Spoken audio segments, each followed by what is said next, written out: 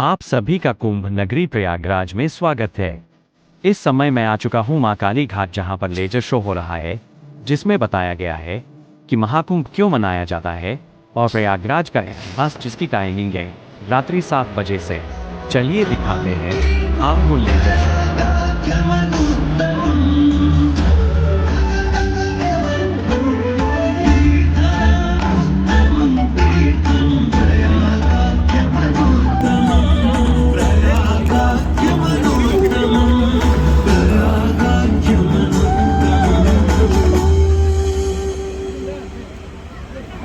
सूर्य ग्रहों में श्रेष्ठ है और चंद्रमा नक्षत्रों में श्रेष्ठ है। उसी प्रकार प्रयाग सभी तीर्थों में सर्वश्रेष्ठ है। पद्म पुराण में वर्णित ये श्लोक जिस तरह प्रयाग की विशेषता को दर्शाता है, उसी तरह इस पावन क्षेत्र का गुणगान करने वाली अनेक पौराणिक कथाएं, किंवदंतियां एवं कहानियां आज भी जनमानस में प्रचलित है। ऐसी ही एक पौराणिक कथा है जो भगवान ब्रह्मा को प्रयाग से जोड़ती है। मान्यताओं के अनुसार भगवान ब्रह्मा को यज्ञ करने हेतु एक दिव्य स्थान की आवश्यकता थी, जिसके चयन को लेकर वे बड़ी ही दुविधा में थे। अपनी दुविधा के निवारण हेतु भगवान ब्रह्मा नागों के देवता महाराज शेषनाग के यहाँ पहुंचे और उनसे कहा, हे आदिशेष, मैं यज्ञ करने हेतु इस सृष्टि में एक ऐसा स्थान ढूंढ रहा हूँ जो दिव्यता और पवित्रता की दृष्टि से सर्वोत्तम हो। क्या आप मुझे ऐसा कोई उपयुक्त स्थान बता सकते हैं जो सभी तीर्थों में सर्वश्रेष्ठ हो? जगत रचयिता को मेरा प्रणाम। भगवान, मैं धन्य हूं कि आपने मुझे इस योग्य समझा। क्यों ना आप स्वयं ही सभी पवित्र स्थानों का मूल्यांकन करें। ऐसा कीजिए, आप तुला के एक पलड़े पर सप्तपुरियों को रखिए और दूसरे पलड़े पर भगवान विष्णु के स्थायी निवास प्रयाग को रखिए, जिसका भार सबसे अधिक आए। मेरे विचार में वही सर्वश्रेष्ठ तीर्थ होगा। इस मूल्यांकन के परिणाम स्वरूप प्रयाग का पलड़ा ही भारी रहा। इस तरह प्रयाग की प्रधानता सिद्ध हुई और तभी से इसे तीर्थों का राजा कहा जाने लगा। आज भी ऐसी मान्यता है कि भगवान ब्रह्मा ने गंगा नदी के पश्चिमी तट पर 10 अश्वमेध यज्ञ संपन्न किए थे। आज उस स्थान को हम दशाश्वमेध घाट के नाम से जानते हैं। भगवान ब्रह्मा के अलावा इंद्रदेव, वरुण देव एवं सोमदेव ने भी प्रयाग क्षेत्र में ही भगवान विष्णु की आराधना करने हेतु यज्ञ किए थे, जिससे उन्हें भी श्री हरि का आशीर्वाद प्राप्त हुआ। प्रयाग शब्द में प्र का अर्थ है प्रकृष्ट और याग का अर्थ होता है यज्ञ। इसलिए इन दो शब्दों से बना प्रयाग सबसे पवित्र स्थान माना जाता है। प्रयाग ही संसार में एकमात्र ऐसा पावन क्षेत्र है जहाँ 3 पवित्र नदियों का संगम होता है। इस संगम का भी एक अनूठा महत्व है।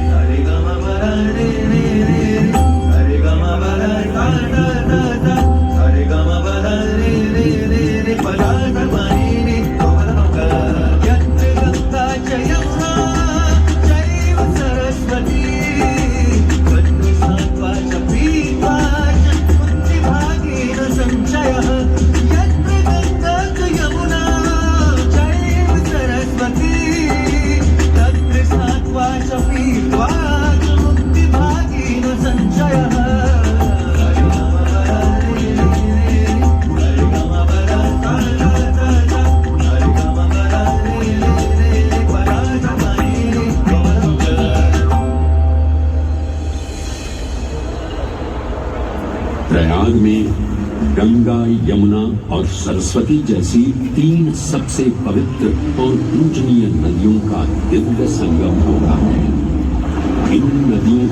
संगम में स्नान करने एवं संगम का जल ग्रहण करने से मनुष्य मुक्ति का अधिकारी बन जाता है और इसमें किंचित भी संदेह नहीं है।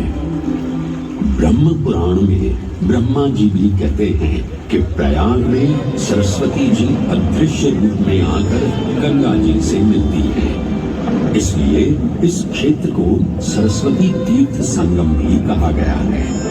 सरस्वती नदी के अदृश्य रूप से मिलने के पीछे भी एक पौराणिक कथा सुनने को मिलती है। ऐसा माना जाता है कि बद्रीनाथ क्षेत्र की गुफाओं में जब वेद व्यास जी भगवान गणेश को महाभारत की कथा सुना रहे थे, तब उस क्षण सरस्वती जी हिम शिखरों से टकराते हुए अपना मार्ग बनाती हुई बड़ी ही तीव्र गति से बह रही थी। सरस्वती नदी के इस तेज बहाव से उत्पन्न होने वाली तेज ध्वनि वेद व्यास जी का ध्यान भंग कर रही थी। इसलिए महर्षि वेद व्यास जी ने सरस्वती जी से वेग और ध्वनि को कम करने का आग्रह किया, परंतु उनके अनुरोध उपरांत भी जब सरस्वती नदी के वेग एवं ध्वनि में कोई कमी नहीं हुई, तो उन्होंने क्रोधित होकर सरस्वती जी को श्राप दे दिया और कहा कि वे अब धरती के भीतर यानी कि पाताल लोक में प्रवाहित होंगी। तब से ये माना जाता है कि हिम शिखरों से उद्गमित हुई सरस्वती नदी उत्तराखंड के माना गांव से आगे अपनी अदृश्य रूप में प्रवाहित होती है। आगे चलकर यही अदृश्य रूपी मां सरस्वती प्रयागराज में गंगा एवं यमुना नदी से मिलकर त्रिवेणी संगम को पूर्ण करती है। ये प्रयाग नदी पवित्रता का उद्गम है, जिसके अंश हमें वेदों एवं पुराणों में भी मिलते हैं, जिनमें वर्णित है सुरों असुरों द्वारा हुआ समुद्र मंथन।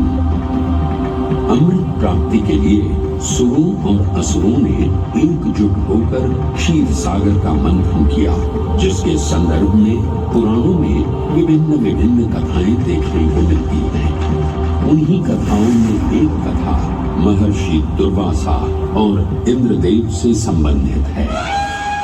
इस कथा के अनुसार ऋषि दुर्वासा ने इंद्रदेव से प्रसन्न हो उन्हें पारिजात पुष्पों की एक दिव्य माला भेंट की, जिसे इंद्रदेव ने साधारण पुष्पों की माला समझ स्वयं धारण न कर उसे अपने वाहक गजराज ऐरावत के मस्तक पर रख दिया। पल भर में गजराज ने वो माला धरा पर गिरा उसे अपने पैरों तले रौंद दिया। ऋषि दुर्वासा से ये अपमान सहन न हुआ और उसी क्षण क्रोधित हो उन्होंने इंद्रदेव को श्राप दे दिया। हे अहंकारी इंद्र, तेरा इतना दुस्साहस कि तूने मेरा अपमान किया। जिस वैभव एवं शौर्य पर तू इतरा रहा है, क्षण भर में ही तेरा ये वैभव, प्रतिष्ठा, शक्तियां सब नष्ट हो जाएंगी। मैं अत्रि पुत्र दुर्वासा समस्त देवगणों को क्षीण होने का श्राप देता हूं।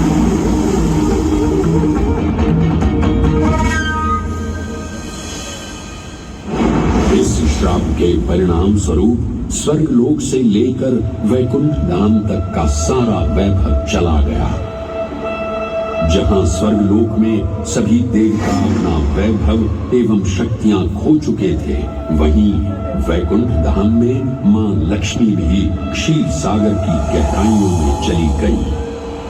उनके जाते ही सृष्टि का संतुलन बिगड़ने लगा एवं असुर राजा बलि ने तीनों लोक अपने अधीन कर लिए।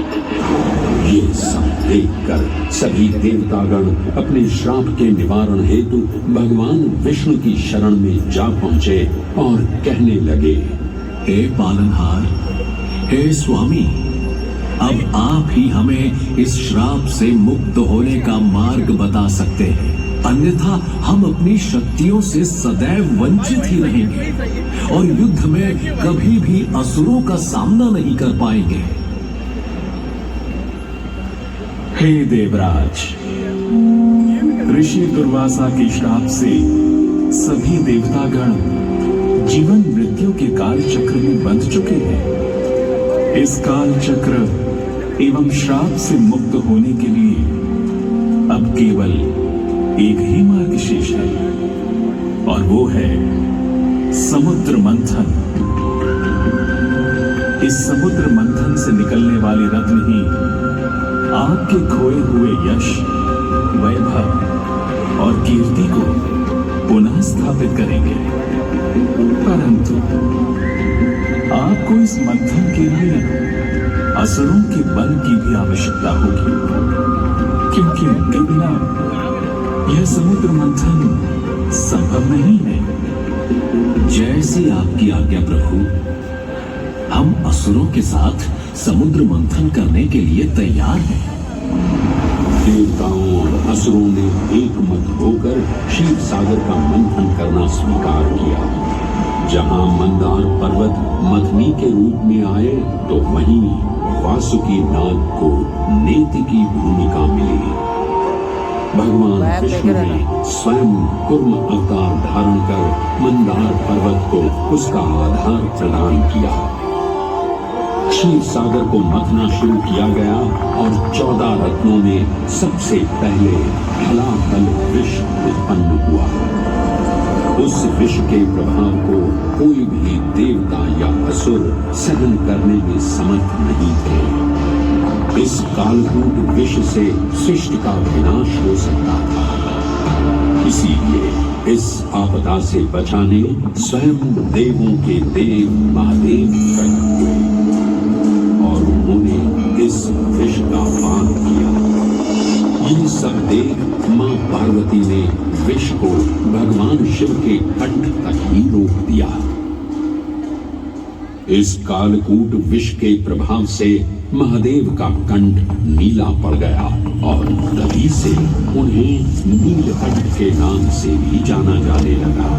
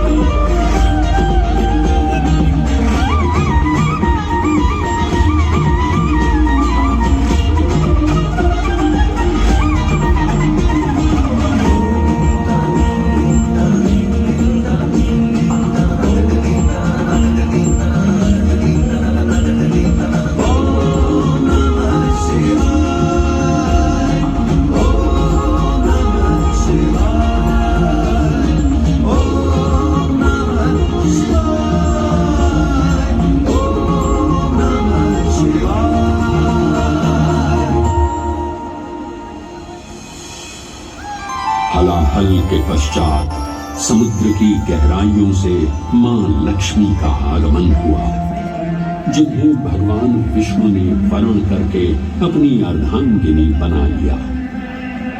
इसके पश्चात समुद्र मंथन से एक एक कर कामधेनु गाय, पारिजात वृक्ष, चंद्र, कल्प वृक्ष, अपार सुंदर अप्सराएं, गंधर्व, शंख, उच्चैःश्रवा, वारुणी एवं कौस्तुभ मणि जैसे अनेक रत्न उत्पन्न हुए।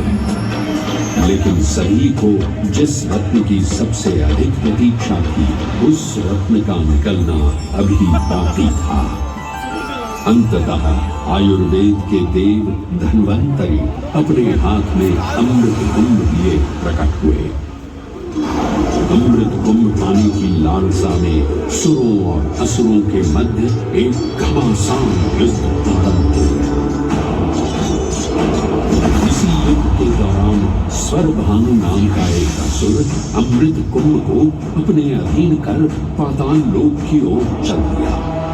तब अमृत कलश को वापस पाने हेतु देवतागण अपने आराध्य भगवान विष्णु का स्मरण करने लगे। तदोपरांत भगवान विष्णु एक सुंदर अप्सरा मोहिनी का रूप धारण कर पाताल लोक पहुंचे, जिसे देख सभी असुर सम्मोहित होने लगे।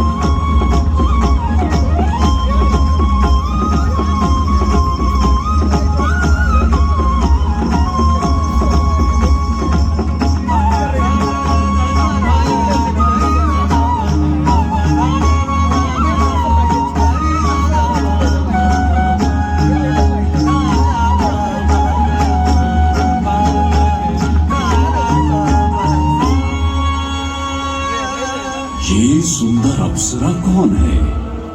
ये कहां से आई है? इसने तो मेरा मन ही मोह लिया। इसे तो मैं ही लेकर रहूंगा। इस सुंदर अप्सरा ने तो हम सबको सम्मोहित कर लिया है। हे सुंदरी, तुम कौन हो और यहाँ क्यों आई हो? हे असुरराज, मैं मोहिनी हूँ और आप ये समझ लीजिए कि मैं आप ही की सहायता हेतु यहाँ पर आई हूँ। हमारी सहायता हेतु? परंतु वो कैसे सुंदरी? मैं आपको ये ज्ञात कराने आई हूँ कि अमृत की असली शक्ति और गुण तो कलश के तल में विद्यमान है, जबकि ऊपर तो केवल जल मात्र है, जिसके ग्रहण करने से ज्यादा कोई लाभ न होगा। आप सभी इस अमृत को देवताओं के साथ बांट लीजिए। आखिर आप सभी ऋषि कश्यप के ही तो पुत्र हैं। देवताओं के साथ अमृत बांटने से एक तो आपका वैभव बढ़ेगा और दूसरा जो अमृत का फलदायक भाग है उसे आप ही ग्रहण कर सकेंगे। हे मनमोहिनी, तुम सत्य ही कह रही हो, परंतु अगर हमने ये अमृत कलश देवताओं को दे दिया तो क्या पता वे सारा अमृत स्वयं ही ग्रहण कर लें और हम सभी असुर इससे वंचित ही रह जाएं। आप निश्चिंत रहिए, ऐसा कदापि नहीं होगा। मैं स्वयं ही सभी सुरों और असुरों को अमृत पान करवाऊंगी और साथ ही साथ ये सुनिश्चित भी करूंगी कि अमृत का फलदायक भाग आप सभी को ही प्राप्त हो। बस फिर क्या था, भगवान विष्णु की अपरंपार लीला आरंभ हुई। जहां एक ओर सभी देवतागण विराजे तो वहीं दूसरी ओर सभी असुर। मोहिनी रूप धारण भगवान विष्णु एक एक कर सभी देवताओं को अमृत पान करवाने लगे, जिससे वे पुनः अपनी शक्तियां प्राप्त कर सकें। परंतु स्वरभानु नाम का असुर जल्द ही भगवान विष्णु की ये चालाकी भांप गया और चुपचाप देवता वेश धारण कर उन्हीं के बीच में जाकर विराजमान हो गया। तब जैसे ही मोहिनी स्वरभानु को अमृतपान कराने हेतु अग्रसर हुई, ठीक उसी क्षण सूर्य एवं चंद्रमा स्वरभानु का असली रूप पहचान गए। ये ज्ञात होते ही भगवान विष्णु अपने मूल रूप में परिवर्तित हो गए और अपने सुदर्शन चक्र से स्वरभानु का सिर धड़ से अलग कर दिया। परंतु तब तक अमृत की 2 बूंदें स्वरभानु के कंठ से उतर चुकी थी जिसके चलते वो अमरत्व प्राप्त कर चुका था। इस तरह स्वरभानु के कटे हुए सिर के भाग को राहु का नाम मिला और धड़ को केतु के नाम से जाना जाने लगा। माना जाता है कि प्रतिशोध की ज्वाला में ज्वलित राहु एवं केतु सूर्य एवं चंद्रमा पर ग्रहण लगाते हैं। इस प्रकार सूर्य और चंद्र पर ग्रहण लगना राहु और केतु का प्रतिशोध माना जाता है। भगवान विष्णु की ये लीला देख सभी असुर अचंभित हो उठे। इससे पहले कि वे कोई प्रतिक्रिया दे पाते, भगवान विष्णु के वाहन पक्षीराज गरुड़ ने शीघ्रता से अमृत कलश को उठा लिया और अपने साथ लेकर स्वर्गलोक की ओर उड़ चले। कहते हैं पक्षीराज की इस यात्रा के दौरान पृथ्वी पर 4 जगह अमृत की कुछ बूंदें छलक कर गिर पड़ी थी और इन बूंदों से उन नगरों की नदियों के पानी में अमृत जैसे गुण आ गए थे। वे 4 स्थान हरिद्वार, प्रयाग, उज्जैन एवं नासिक है और यही कारण है कि इन 4 नगरों में कुंभ का पर्व मनाया जाता है। ऐसी ही मान्यता है कि एक दिव्य दिवस एक सांसारिक वर्ष के बराबर होता है और पक्षीराज गरुड़ की यात्रा में 12 दिन लगे थे। इसीलिए हर 12वें वर्ष में कुंभ पर्व मनाया जाता है।